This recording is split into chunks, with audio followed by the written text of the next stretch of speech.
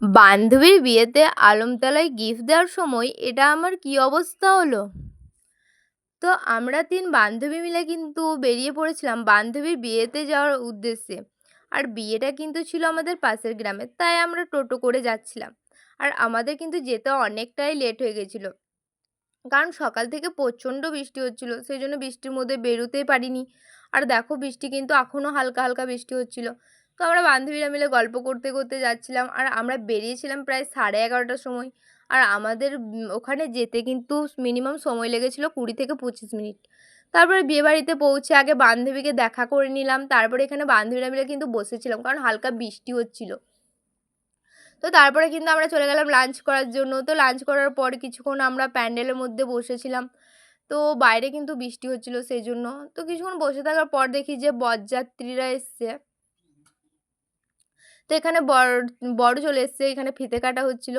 তো আমরা অন্য একটা রুমের মধ্যে চলে গেলাম। আর ওখান থেকে জানলা দিকে কিন্তু বাইরের ভিউটা দেখছিলাম, খুব সুন্দর লাগছিল। তো কিছুক্ষণ পরে চলে গেলাম প্যান্ডেলে। আর এখানে বন্ধুগুলো এসছে, ওদেরও খাওয়া দাওয়া হয়ে গেছে। ওরা কিন্তু 12:30টার সময় এসেছিলো। আর ওরা অনেকটা ভিজেও গেছিলো। তারপরে একটা বন্ধুকে বললাম যে, ভাই চল একবার আমাকে আমাদের বাড়ি নিয়ে। কারণ আমি এই বৃষ্টি পানি কাদার মধ্যে আমি শাড়ি পরে থাকতেই পারছি না। আর বান্ধবীগুলো সবাই কিন্তু শাড়ি চেঞ্জ করে জামা পরে নিয়েছিল। আর আমিও শাড়ি চেঞ্জ করে কিন্তু জামা পরে যাচ্ছিলাম বিয়েবাড়ি। আর দেখো বৃষ্টি হচ্ছিল, সেজন্য বৃষ্টির মধ্যে আমরা কিন্তু ভিজেও যাচ্ছিলাম। তো আমরা কিন্তু শর্টকাটে রাস্তাটা দিয়ে গেলাম না, কারণ ওইদিকে প্রচণ্ড খাল ছিল। আর খালের মধ্যে অনেক পানি জমেছিল, সেগুলো আমাদের ছিটি ছিটি গায়ে লেগে যাচ্ছিলো। তাই আমরা পাড়া স্টেশনে এদিকে আমাদের এদিকে স্টেশনের এদিকে যাচ্ছিলাম।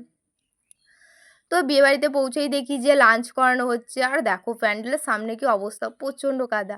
তো প্যান্ডেলে গিয়ে দেখি যে প্রচণ্ড ভিড় আছে। তাই বন্ধু বান্ধবীগুলো মিলে চলে আসি যে বান্ধবীটার বিয়ে হচ্ছে তার কাছে।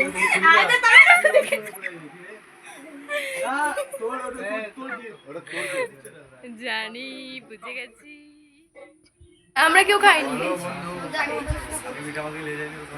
তো বান্ধবীগুলো মিলে কিছুক্ষণ বসে গল্প করলাম। আর ওর কাছে অনেক গেস্ট ছিল, তাই আমরা পাশের রুমে এসে বসেছিলাম, বন্ধু বান্ধবীগুলো মিলে অনেকক্ষণ ধরে গল্প করছিলাম। তো তারপরে চলে এসেছিলাম প্যান্ডেলে লাঞ্চ করার জন্য। আর আমরাই কিন্তু লাস্ট ব্যাচ ছিলাম। এরপরে কিন্তু বরযাত্রীদেরকে খাওয়ানো হবে। আর ওখানে দেখতে পাচ্ছ বন্ধুগুলো বসেছে।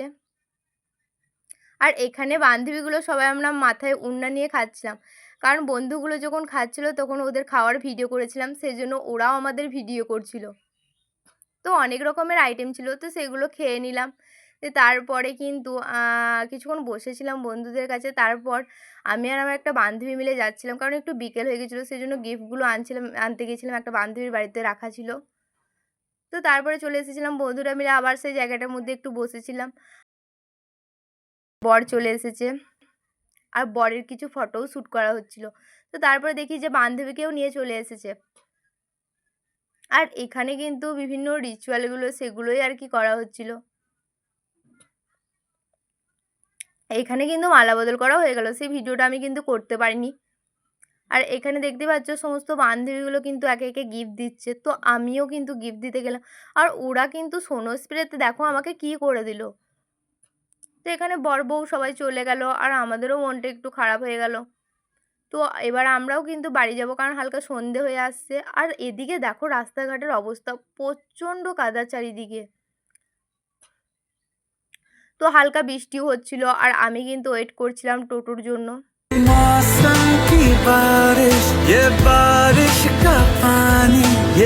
দেন আমাদের কিন্তু টোটো চলে এসেছে। এবার কিন্তু আমরা বাড়ি যাচ্ছিলাম। আর সকাল থেকে যে বৃষ্টি শুরু হয়েছিল, সারা দিন প্রায় বৃষ্টি হয়েছিল, বৃষ্টি ছাড়ার কোনো চান্সও ছিল না, কিছু না। তো আমাদের এই বৃষ্টির মধ্যে একদমই ভালো লাগলো না। তো যাই হোক টোটোটা বাড়ি চলে গেল আর আমাকে নামিয়ে দিয়ে। আর আমার অবস্থা দেখো, মাথাটা পুরো একদম ভিজে গেছে। তো যাই হোক আমাকে এবারে প্রচণ্ড ঠান্ডা লাগতে পারে। তো যাই হোক আজকের ভিডিওটা আমি এখানেই শেষ করছি। তো তোমরা যদি ফেসবুক থেকে ভিডিওটা দেখে থাকো, পেজটাকে ফলো করে দিও। আর ইউটিউব থেকে যদি ভিডিওটা দেখে থাকো, অবশ্যই চ্যানেলটাকে সাবস্ক্রাইব করে দিও। তো আজকের ভিডিওটা এখানেই শেষ করছি। সবাইকে বাই।